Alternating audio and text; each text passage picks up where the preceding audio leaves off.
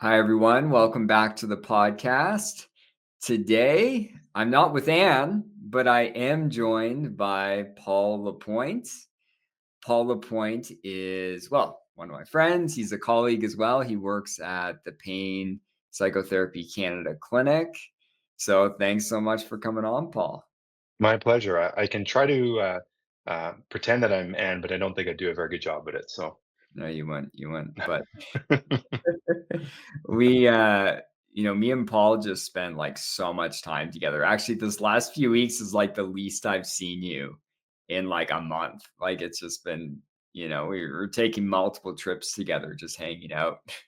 I'm having some Tanner withdrawals for sure. Exactly.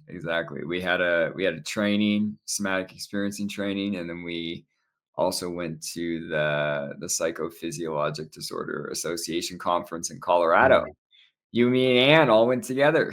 yeah, yeah. It was phenomenal. I was shocked how many people were there, and um, also surprising was like how many people came up to you and Anne talking about how much of an impact this podcast and your YouTube videos have made on them.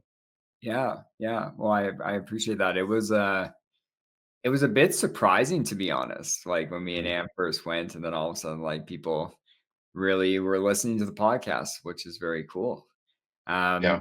But we've been planning this for months, Paul. We had it scheduled, and then you were sick, and then like we got busy, so we're finally, sitting down and talking about this. And you primarily work with people with chronic pain, chronic symptoms.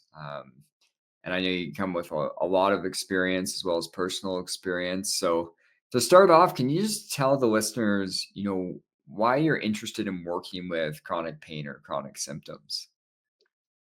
Yeah, thanks, Tanner. Yeah, it's good to finally be here after we've had so many kind of false starts. So, for myself, I've kind of had a lifetime of chronic pain and had lots of like injuries when I was growing up, broken bones, dislocated my shoulder a whole bunch of times.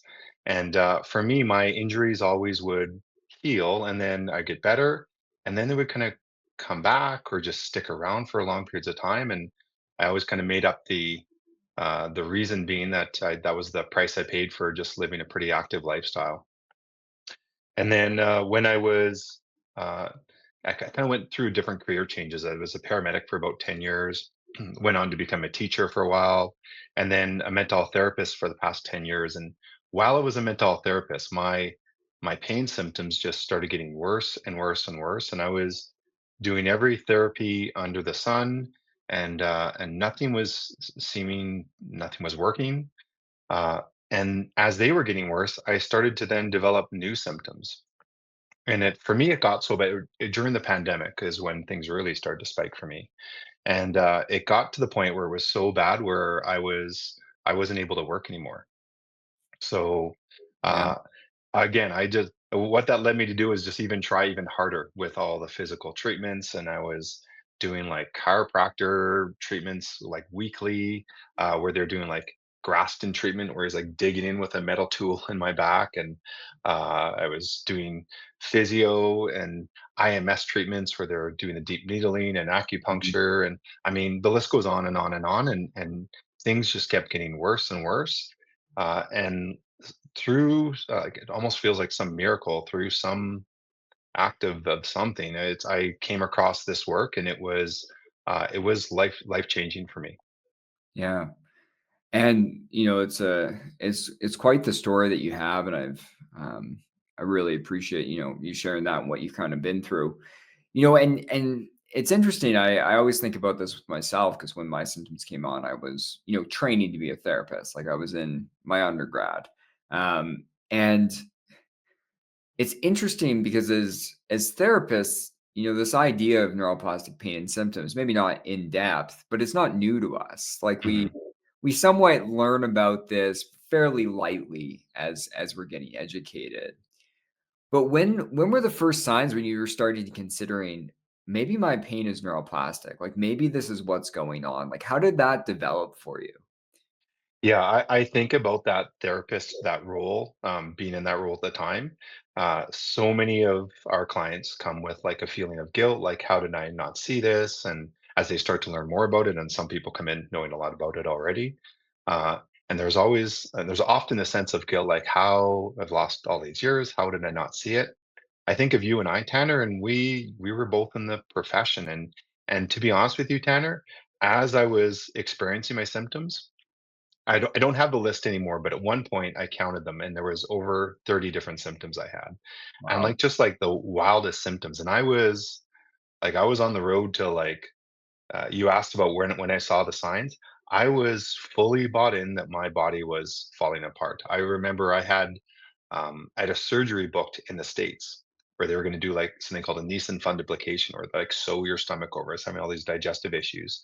Um, and like even at that point, and that was well into being a mental health therapist for a while, and it just didn't even cross my mind. Yeah. And I kind of think of what Schubiner often talks about is kind of like the first when you first have some symptom, the brain's automatic reaction is to going towards there's something wrong with the body. And it took me a long while to get off that track. So I guess to answer your question, it was that I exhausted everything else. Like I'd done everything, and there was a few kind of voices along the way. I remember I met with a surgeon here in Calgary who was like recommending, to try maybe think of some other things before I go down the surgery route. So some of those probably help, but I think just trying everything else and nothing else worked, and then literally coming across, I think it was a video on YouTube. It was pre your days of having your channel, Mhm. which is probably why when we were down the States, so many people were impacted by your by the material you've created. So that's kind of what really even opened up the possibility for me. Yeah. And so that was the starting place, which we have a lot of similarities. And we know this, Paul, between you Yes. and my story. That, of course, there's differences, but there's a lot of similarities Mm, between the two of us. And mine was similar, where I came to like a YouTube video that had a bit of a eureka kind of moment mm. around. But that was kind of the starting place. And how did it develop from there? Like, where did you kind of go? Like, when you first came to this idea and you had exhausted all the physical options, what people really want to know is, how did you heal? Like, what are the things that worked for you that didn't work for you? Like, how did that progress forward? Yeah, you talking about the similarities. I remember on the trip trying to convince you that we might be brothers with all of our connections. So for me, uh, like the actual knowledge of it was such a huge component for me. The thing I often kind of like state to people is like I went from like not being able to walk across my lawn, which was true, right? I had like such bad plantar fasciitis at the time that was just like I was like on almost on crutches for a while. I couldn't walk, and then within like it's different for everybody, but for myself, within 4 to 5 months, I had this like pretty steep improvement, and I was like running marathons within not marathons, triathlons within 4 to 5 months. So I think the knowledge piece was huge. Um, and all the other components for me, and again, we talk about everybody's journey is a little bit different, but all the other components are things that I'm continuing to do now. I Mm, still find like I still symptoms still kind of creep up every now and then, and I notice them, and it's yeah, and looking at my healing, I'd say I'm probably like 95, 96% better. And I'm still doing the little things that I've kind of been picking up along the way. I think the pain reprocessing therapy piece was huge, and Alan Gordon's work there. And then I think of what you and I often joke about is just the deep affection I have for emotional awareness and expression therapy. I think the emotional work is applicable to so many people that I work with, but like the thing I always tell my clients too is it's also applicable to me. It's a lot of those things that therapy talks about and tries to highlight for people was something that was present for me that I never saw. mhm. And I think, the deep affection you have for emotional awareness and expression therapy, and specifically Dr. Schubiner, puts it a little lightly, for you know, uh, Paul, we were joking around. I hope you don't mind me saying this, Not at all. when we were It going makes to me laugh. when we were going to the PPDA conference, we had this running joke of like how Paul was gonna ask Schubiner to adopt him, and I was gonna ask Alan Gordon to adopt me. Like there was this kind of this joke. So yeah, and I think that really, and we're gonna dive into like your practice and what that looks like. Mhm, But it's great to know you had the education, you had some of these skills and strategies from pain reprocessing therapy, and then a lot of the emotional processing that comes from emotional awareness and expression therapy that we continue on doing. And I agree with you there. I've said this many times before on the podcast. This approach is very different than, for lots of reasons, but it's very different than going to physio. It's very mhm, different than chiropractic work because the goal there is like you go, you do these exercises, you get these adjustments, you never think about them again, you move on. Where this is not that, right? Like there is like if people want to maintain their healing and keep seeing improvements along the way, there is this continual kind of work. There's this continual internal work that we need to be doing. Hey. mhm. Yeah. Yeah, I think when I talk to clients about it is, um, like I'm in the same boat as they are, right? With the emotions work is I often hear people after we use PRT for a while is a lot of those things I think people can start to use on their own quite a bit, and the emotional work it's often a more difficult journey for people because there are so many defenses and things that people have internally that are keeping them from feeling these emotions that we're working on. And when I say I'm in the same boat, I truly believe that like you said, continuing to do the work. When I said I've got that 95 to 96% improvement, I still am, the improvement still continues because I'm still doing the work alongside the clients. I can empathize how difficult it is because it's also hard for me as well. Hmm. Yeah, we've shared lots back and forth about our own personal struggles with just connecting to emotions, like being aware of emotions. Like we had this moment at the PPDA conference that maybe you remember, Paul, but we were all sitting at a table and one lady came up and was just talking to Anne about how helpful the podcast was. And Anne, like, got emotional, like, Hmm. freely, just got emotional, started crying, like, was very thankful, gave me a hug, and then left. And in my mind, I was like, "Whoa, like, that's wild that someone is like," because I've done a lot of work myself as well, and, like, there's such a free flowingness that I have Hmm. always admired that Anne has to her emotional experience. Like there's no resistance, there's no defense. It's just like I feel sad and I feel happy and I feel angry and I'm just gonna feel it. Hmm. Um, but I know, we've talked back and forth about just our own struggles of like having the insight the emotions are there, feeling them in the body and like moving through them. Yeah, I remember that moment well, and thinking a similar thing. I used to teach this course where it was like a kind of a speaking, public speaking course, and instructional course. And in the course, people started to talk about things that were very deep to them, and they all knew each other. So there's already this connection. And I was kind of this outsider coming in. And I remember one time somebody was sharing a story, and it was like very moving, very powerful, very emotional, and like everybody around the circle was just like freely crying. And one of the guys who was one of the participants looked over at me and like, "How are you not crying? Are you a rock?" Right? And at the time, I was thinking, "Yeah, great. I can be fully, I can hold this stuff down. I'm like just as solid and as can be." But I think there's a cost to that, right? And that cost is for me was, and it sounds like for both of us was these symptoms that have now started to teach us that there is an importance to being connected to those emotions. Hmm.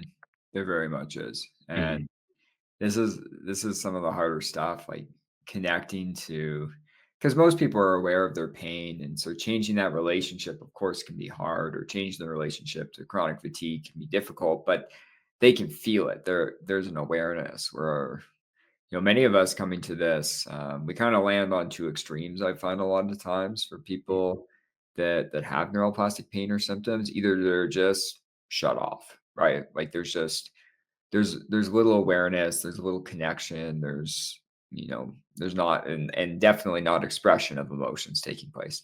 Other people, they feel everything so intensely, right? And Mhm. I had a mix of both. It can be a mix of both, but some people are feeling things so intensely and never feel safe with emotional experience. And I think when we talk about emotional awareness and expression therapy, which I know is really the model that you highlight in your practice, if I understand correctly. Okay. Absolutely. Yeah.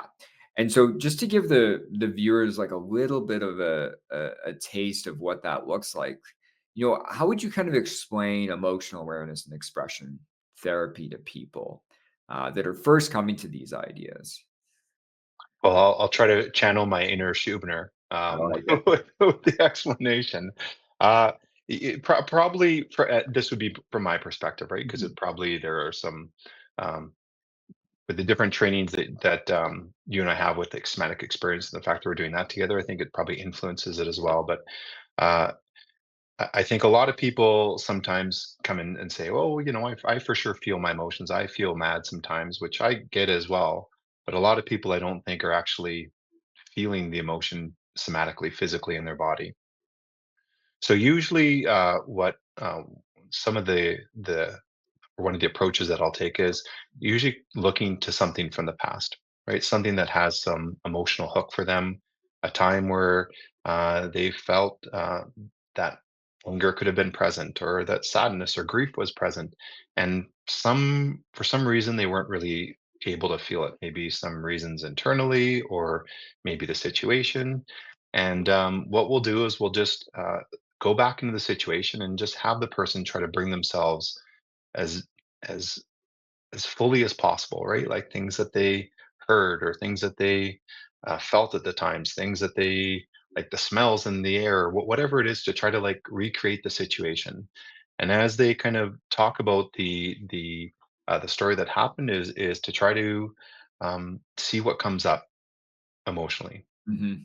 right? And sometimes, what's a common thing that I find is people will talk about feeling, uh, yeah, I feel angry about this, and then we'll kind of check it out, and often that anger is actually showing up in the body as either disconnection, numbness, or sometimes tightness as resistance.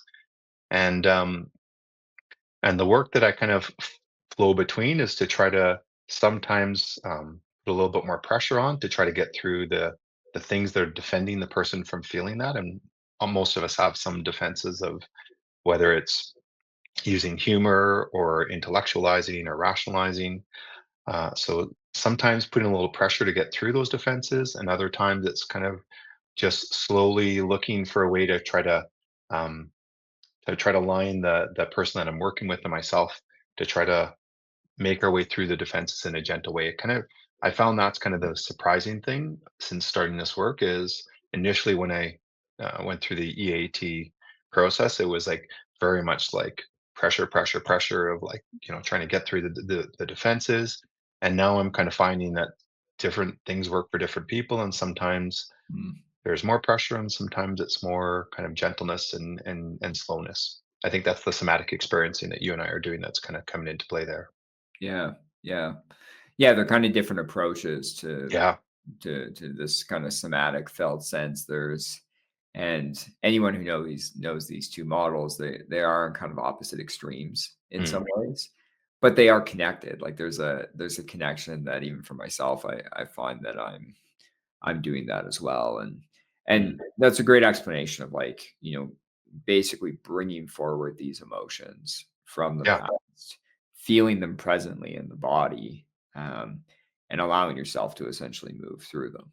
Right. totally, right? And that's what I was kind of talking about was the awareness piece, and then the secondary expression pieces, which I think you're kind of suggesting now, is once we can identify them in the body, then looking for ways to be able to let them out. I've had a few people say to me, like, I can feel them, I know they're there, I just don't know what to do with them. And then so that's where the therapy comes in, of about looking at different ways to be able to like verbally express them, use it through visualization, sometimes writing, some way to be able to. Um, I think it's the toughest thing. I remember reading a book on letting go, and I'm always kind of after that, like, how do you like feel these deep things and then let them go? And I think that's part of the letting go process, is finding some way to express them. Mhm. Yeah, I think there's both pieces that are so essential, which is Yeah. very clear in the therapy model's name. But both are needed, and I think that's where people get caught up is they either have one or the other going on, Mm. potentially. Some people have neither going on, like, for myself, I had almost neither going on a lot of the time, but, some Me people too. yeah, you're with me there. Some people really struggle with the awareness, like, really struggle to understand like that felt sense of emotion in the body, like Mhm. really connect with it, be aware of, when I feel angry, like I feel like tension in my chest, I feel tightness in my arms, my hands squeeze, my head starts to get hot, like they connecting to that awareness and being able to sit with it is Mm. very essential. But the other piece to this, as you're saying, is the expression. Like this is how we move through it. It's not like we just sit still and feel the anger and don't do anything with it. I always give the example. I recently had my son who's 7. This was a few weeks ago. His one of his favorite toys broke. It was actually quite a sad moment, and he Mm. was furious. And he has 2 therapists as parents, so we've taught him like how to express anger without becoming obviously aggressive towards others, right? So he has this routine. He goes to his room, he stomps his feet around, he punches his bed, he like screams, like all of that. As long as he's safe and he's not harming others, like that's expression of emotion. And it's interesting because kids, especially when kids come from safe homes, we Mhm. do this really well. We are able to allow our body to express these things outwardly, right? Whereas adults, we really get cut off. We get inhibited from actually achieving that. That's often celebrated when people are able to push things down, right? And Yeah, so many messages from society, like, even like good girls don't get angry, right? Like that's those messages, they can be so harming, and sometimes they can be so hard to even see that they're present. exactly. Yeah. Yeah, and you see when we think about and some of this is gendered, some not, but as a young man, I learned from other men around me that expressing my anger was somewhat appropriate. Like this was Mm. like an appropriate thing as long as like it was in certain settings. Obviously, certain settings it wasn't. But like expressing like sadness or fear outwardly was like this very taboo thing of like that's not what a strong man is essentially. Mhm. And it's so unfortunate because, yeah, like our culture, our society, it basically just inhibits us from feeling safe to feel emotions or express them outwardly. Yeah, I think that's so important to identify this stuff. Doesn't It's not like um, some people like then to start to feel shame or embarrassment that they don't have this connection, but we come to it often through very natural things that are going in society or relationships. It's there's no nefarious kind of motive for people to make this disconnection. Often it's done because it's something that feels safer. Yeah. Yeah. And it comes at a cost, as you're saying. Yeah. Right? It does. And that's why emotional awareness and expression therapy has great results shown in research, right? To actually help a person reduce their chronic pain, their chronic symptoms. Yeah. Yeah. Yeah, and I think of, like, not only the research results, but I think and, you and I often talk about kind of our kind of draws to the different therapies, and for me, like you, I think the reason that this therapy, there's such a draw for it for me is because, like, I didn't see results. It's not like a guarantee every session's gonna be a success, but sometimes what would take like months of work and back when I was doing other therapies, often this sometimes within a session, sometimes you'll see some pretty dramatic results. Yeah. Yeah. Which is amazing. Hmm. Well, I appreciate you sharing your knowledge about this. This is we've talked about this therapy a bit on our podcast, but not maybe in depth as we're doing today. And there's a lot of benefit, and I think people need to know that there's lots of different approaches out there, and it's important people to kind of find their fit of what works for them. You know, 100%. yeah, and in your work in this area, when we're trying to treat chronic pain, chronic symptoms using a brain and nervous system approach, what are some of the biggest challenges that you find working in this area? Uh, I think maybe a few things. One of the things you just said about kind of the approach is that there, I don't I r- really come to in in our conversations and the work that I do come to find that there's no one set way to do things. Often, and I was the same way when I was going through it, I'm like, what is the answer? What's the thing that to use here? And it's like different coming at it from different approaches. That's why I like the fact that both you and I have kind of have these different models to draw from and to kind of see what fits. So sometimes it can be a little challenging to figure out just what is the right fit for somebody. Um, I'd probably say another thing would be is that it's not always just so clear cut. I know we're kind of presenting just some of the basics today, but things can be pretty complicated, right? Like even the fact with when doing emotional work, like sometimes you go after an emotion that's present in the room, and that emotion itself can be a defense for other emotions that are maybe the underlying emotion being felt. Right? It can be pretty it can be a little complex at times. And then I'd probably say one of the other biggest ones is more of a personal one, and I would say that, uh, I think there's a real benefit for our clients that you and I have been through this experience that can be helpful. Speaking from personal experience, it can be a bit of a double-edged sword. Sometimes it can be really helpful, the fact that I can empathize, I understand where a person's is, and what I often tell people is like I have the same personality traits that are often found in other people with neuroplastic symptoms. So, like, one being like overly conscientious is I'm can be really tied to whether somebody gets better or not. Um, which I think the downside of that, the challenging part of that is we work so hard with our clients to try to take off that intensity, and sometimes there's like an internal intensity as a therapist to like, I want this person to get better. And so sometimes I find that can be a little bit of a challenge for me is just trying to manage making slow things down like we do in somatic experiencing and look for ways to take pressure off the person we're working with, take the pressure off us, take pressure off the process. um, and then that's something that I found that I've been working on. Yeah. Yeah, I appreciate those points. You're right. Healing is complex. And I Mhm, think that's a message that I give people often because you see it happen with people where we do some of the simple teaching or processing, for a handful of sessions and someone doesn't see results. And mm, what takes place is people are now comparing their healing to every success story they've listened to out there. And then as a result, they feel like there's something wrong with them. And then the mhm, approach, they're just not doing it right. It's not working well. But the thing is like some of the strategies, although can be very helpful, are very simple from this approach, but we're applying them to a complex human being. yeah, For myself, I fall into this still, Paul. Still to this day, this is what happens to me.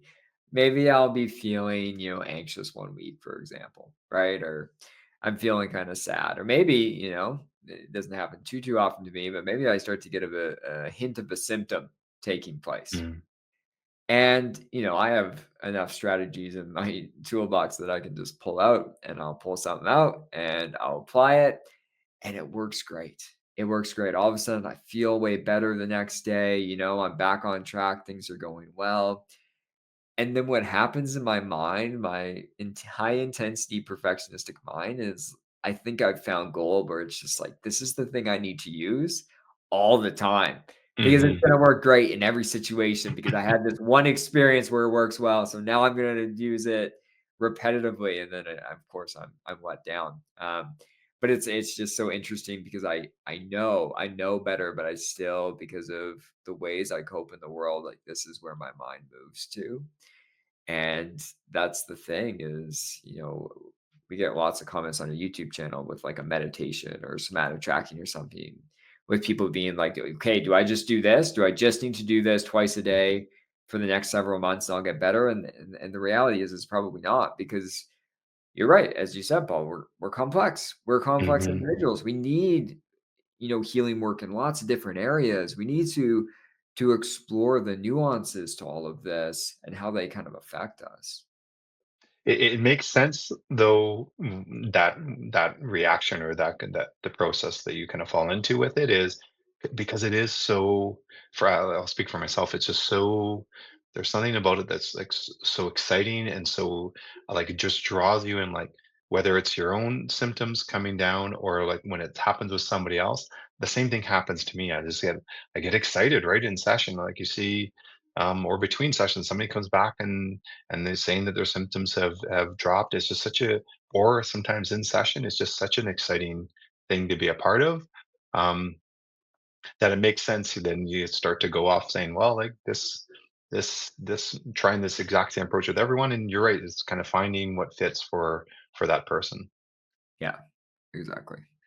And yeah, I think that that's, the one piece you talked about. The other piece you kind of mentioned is just how, as therapists, we struggle with this too, because Hmm. we're doing this work because we want to see people get better. And we have this way of coping of being intense or perfectionistic or highly conscientious or people pleasing. And yeah, I think it's important to note to people that we have to do a lot of work on ourselves not to get pulled in to functioning like that because we're not going to be able to help anyone if we just start to drive forward in that way, right? And the human brain is so suggestible. I hope it's okay to share, but I know we've talked about it in some of our group consults about like working with a client and they're kind of talking about a symptom, and then all of a sudden kind of think later on like, oh, that area is kind of bothering me a Yeah, bit yeah, too, right? So the brain is just so suggestible, and um, but again, like after going through like both of us going through so many different things that don't work. Um, it's so nice to be able to offer a person something that's based on research and experience that yeah, again, we don't want to state that for everybody this is exactly these things are going to be helpful, but for a lot of people we've sure seen a lot of success. yeah. And I really appreciate you coming on here. I think you're a wealth of knowledge to share with this community.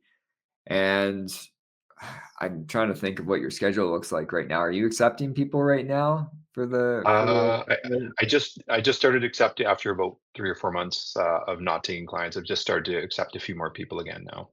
Okay, wonderful. So Yeah. anyone listening, Paul is accepting. What provinces can you work in again? So I'm in Alberta, Ontario, and BC. In person, it's in I can do that in Calgary, but the other provinces are all virtual. Okay, great. Yeah. Well, I'll make sure the clinic links down below. If you're interested in booking in with Paul, you can reach out to us and we can get something booked in. Paul's a very requested therapist at the clinic, without a doubt. And you weren't accepting people for quite a while over the summer period, just Mm. being so busy. So that's great. You're accepting people now. And before we go, I appreciate the kind comments from you. Also, just wanted to share when I finished, when I came into this work, I was so excited about it. And I was like, I'm gonna go provide this and launch this. And I remember searching, and the one place that it was in Canada was in my own city. And I was like, oh, great. And I remember reaching out to you, and so that's where I just wanted to be extend my appreciation to you, reaching out to you, and I can't remember how exactly it all came to be, but you were like, let's come join me in this work. And it's just, for me, it's just been such a phenomenal fit. I feel like, before this, I was working in a pain clinic, and so much of the work was trying to like even suggest this might be a possibility for people, which was kind of a pretty difficult work at times. And Yeah. now so many of these people are coming to us with open to this work, and just for me, it's been a really good fit. So I appreciate the kind comments, but I'm also really do appreciate being part of this team that you have as well. Yeah. And I think it was kind of a funny story of how you came to the practice because I think you had reached out and then you said you had worked at this pain clinic where Mhm. Anne used to Yeah, work, my partner. And Anne was like, "Oh yeah, Paul. I know Paul." And he's a great guy. I was great. I was like, "Great." So I hired Paul. I didn't even It get wasn't me. references. I didn't What get does it mean? references because, like, Anne was like, "I know Paul," and then it turned out months later that it was the wrong Paul, and we just like Yeah. Hopefully, I am close to being equal to that Paul because I know Anne thought quite highly of him. So yeah, but after we've worked together for a while, I know, like you said, we've developed a friendship over things as well. So no, you're probably better than the other Paul. yeah, Don't I'll sell take. yourself I don't know short about here, you know? that. But, again, thank you so much My for pleasure. coming on. Thank you everyone for listening, and I will talk to you next week.